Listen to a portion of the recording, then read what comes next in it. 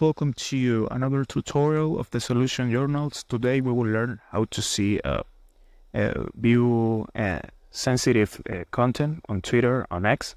The first step is go to the application of X, and now in your feed you need to go to the superior left corner.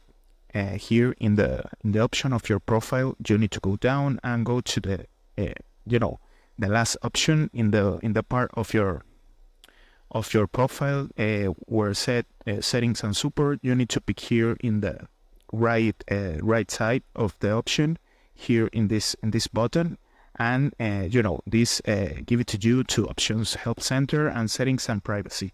So you need to pick here in settings and privacy, and after that you need to go to the option of privacy and safety. In the go down of monetization, you pick in privacy and safety, and you need to pick here in content you see. The option in the option of privacy and safety, you need to pick in content you see. So you pick here, and you need to activate this option. I have activated this option where set display media that main content sensitive content.